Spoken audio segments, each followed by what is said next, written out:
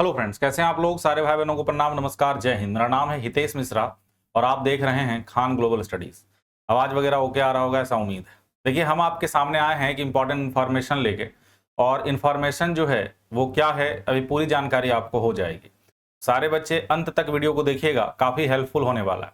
देखिए, यहाँ पर अगर हम देखें, ये जो लैंग्वेज आप देख रहे हैं ये स्टेनोग्राफी लैंग्वेज, मतलब जो आप देखते हैं कि कहीं पर भी जो मतलब प्रेस वगैरह में जनरली आप देखते होंगे कि जल्दी जल्दी लिख लेता है उतना बड़ा न्यूज को, तो इसी लैंग्वेज में लिखता है। लेकिन हम एसएससी स्टेनोग्राफर की बात कर रहे हैं, तो वहां पर भी क्या होता है कि वहां पर भी जो काम है, और कोई भी चीज को अगर मतलब बड़े चीजों को छोटे फॉर्म में लिखना है और भी अन्य तरीके का जो काम है वो एसएससी स्टेनोग्राफर के अंदर होता है।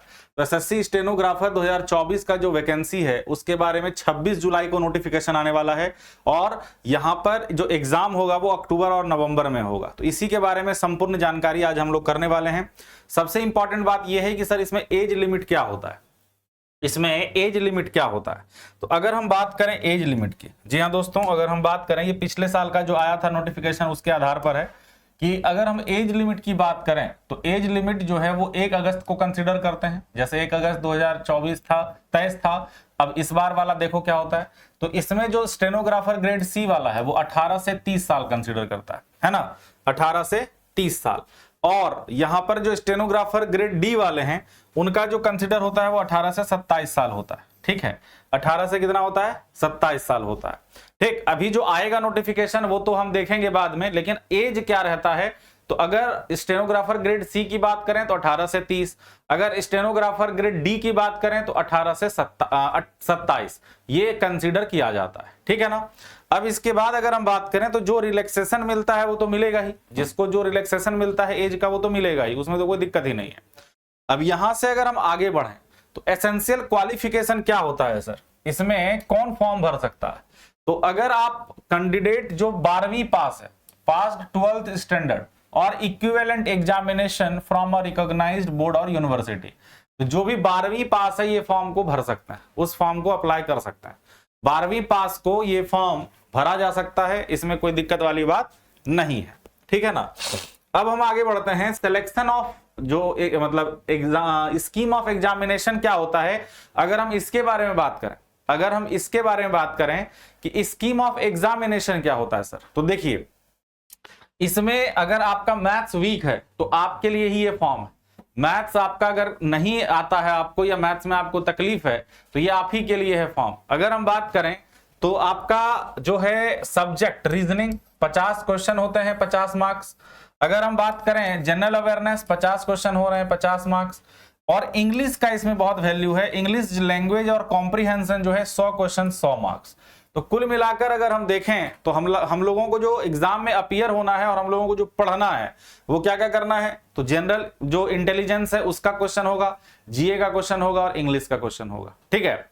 अब यहां पर जो है क्वेश्चन जो पेपर होगा will be objective type, choice only. उसके बाद यहां पर ये है negative marking, there will be negative marking equal to 1/3। Negative marking कितना रहने वाला है, 1/3 का निगेटिव मार्किंग रहने वाला है। ठीक है। तो ये आपका क्या हो गया, रिटन एग्जामिनेशन का प्रोसेस हो गया। 2 घंटे आपको मिलेंगे, और जो पारा 6 से पारा 6B 6C के थ्रू हैं उनको जो है मतलब 2 घंटा 40 मिनट मिलता है। नॉर्मली आपको जो 200 क्वेश्चन है 2 घंटे में कर देना है। अब अगर हम बात करें तो इसमें जो सिलेबस है जनरल इंटेलिजेंस रीजनिंग का ये है, जनरल अवेयरनेस का ये है, और इंग्लिश लैंग्वेज और कॉम्प्रिहेंशन का ये है। तो वो तो खैर ठीक है, देख लिया जाएगा।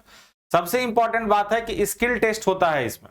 The candidates who are shortlisted in the computer-based examination will be required to appear in skill test for stenography. The candidates will be given one dictation for 10 minutes in English or Hindi as opted by the candidate in the online application form at the speed of 100 words per minute for the post of stenographer grade C and 80 words per minute for the post of stenographer grade C. The matter will have to be transcribed on computer. The transcription time is as follow, जो कि इस तरीके से है। ये timing आपको मिलता है 50 जो है मिनट का ड्यूरेशन है, तो उधर वालों को 70 है, हिंदी वालों को जो है, अगर हम स्टेनोग्राफर डी वालों की बात करें, अगर कोई इंग्लिश स्किल टेस्ट दे रहा है तो 50 मिनट, हिंदी वाले को 65 मिनट। अगर हम सी वालों की बात करें तो जो इंग्लिश है उसमें 40 मिनट और हिंदी वालों को 55 मिनट। अब यहां पर क्या है, candidates who opt to take the stenography test in Hindi will be required to learn English stenography and vice versa. मतलब हिंदी वालों को भी इंग्लिश सीखना ही पड़ेगा प्रोबेशन पीरियड में, है ना, ये आपको करना पड़ेगा। The skill test will be held at the commission's recognised office और at the other centre as may be decided by the commission. सबसे इंपॉर्टेंट बात यह है कि आपको ये नौकरी तभी मिलेगी जब आपकी स्टेनोग्राफी आपको आती हो और प्लस में इसका जो स्पीड है यहां पर उस स्पीड को आप मैच करते हो। मतलब रिटर्न क्वालिफाई करने के बाद आपको स्किल टेस्ट से भी गुजरना पड़ता है, ठीक है। इसीलिए इसमें कैंडिडेट कम भरते हैं फॉर्म, इसमें कैंडिडेट कम भरते हैं फॉर्म। यहां पर अगर हम देखें तो इन हैंड सैलरी ये लगभग है, अप्रोक्सीमेट है, ये इससे ऊपर नीचे भी हो सकता है। अगर हम बात करें तो क्या है इसका काम, क्या होता है, तो स्टेनोग्राफर का काम एक टाइपिस्ट की तरह होता है, परंतु यह टाइपिस्ट से अधिक कौशल वाला होता है। इसमें अधिक तेजी से शब्दों को लिखना होता है, अर्थात बोलने की स्पीड से ही शब्दों को लिखना होता है। स्टेनोग्राफर का काम शब्दों को शॉर्ट हैंड करना भी होता है, और शॉर्ट हैंड एक ऐसी प्रक्रिया है जिसमें शब्दों को शॉर्ट रूप में लिखा जाता है, ठीक है। मेन काम आप समझ जाइए। यहां पर अगर हम रीजनिंग के सिलेबस की बात करें, जो सब्जेक्ट हम पढ़ाते हैं, तो रीजनिंग में आपको analogy, similarity difference, judgment, decision making, visual memory, discriminating observation, coding decoding, Venn diagram, direction, blood relation, order ranking, number series, logical reasoning, non verbal reasoning etcetera, ये सारा चीज आपको देखने को मिलेगा। यहां से प्रश्न आपको आता है एग्जाम में। अब अगर हम बात करें तो यहां पर क्या है कि have released SSC stenographer final vacancy for 2022। इसमें जो है there are 389 post in group C and 3571 post था ग्रुप डी में। कब 2022 की बात करें, और लगभग 5 से 6 लाख लोग इसमें अपीयर हुए थे। लगभग 5 से 6 लाख लोग अपीयर हुए थे 2022 में।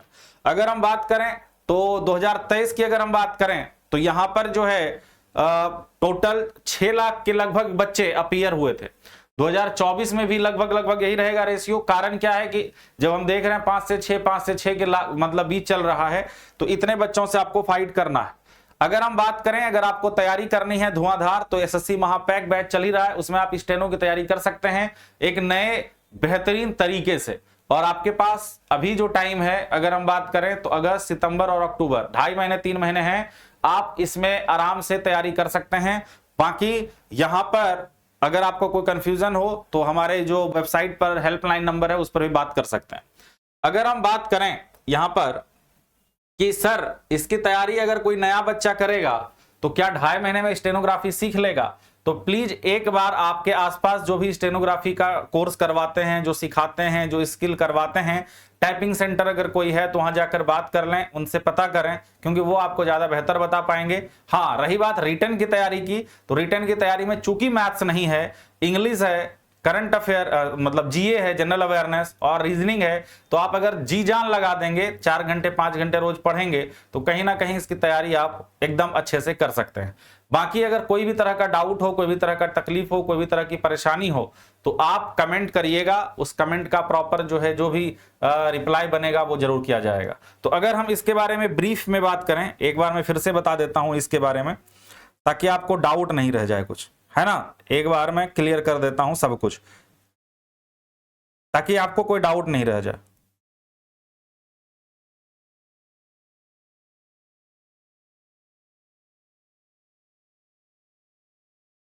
अच्छा, इसमें कुछ रखा था हमने, नहीं है, चलो कोई बात नहीं। कुल मिलाकर ये है कि जो एज है वो बता दिया हमने 18 से 30 तक है। दूसरा हमने ये बता दिया क्वालिफिकेशन 12वीं है। तीसरा आपको रिटन प्रोसेस है, फिर स्किल टेस्ट से गुजरना है। चौथा आपको सिलेबस बता दिए। पांचवा ये फॉर्म जो है 26 जुलाई को आएगा, है ना, 26 जुलाई को इसका नोटिफिकेशन आएगा। एग्जाम जो है अक्टूबर नवंबर में होगा, ठीक है। तो ये सारी जानकारी हम आपको देने आए थे। कोई भी परेशानी हो, कोई भी तरह का दिक्कत हो तो आप कमेंट जरूर करिएगा, ठीक है। तो अपने दोस्तों से भी शेयर कर लें, और ये अगर आप चाहते हैं कि एकदम बिना मैथ्स का कोई एग्जाम हमको अपीयर करके निकाल लेना है, तो यह आप ही के लिए फॉर्म है, तो आज से लग जाइए। थैंक यू, जय हिंद।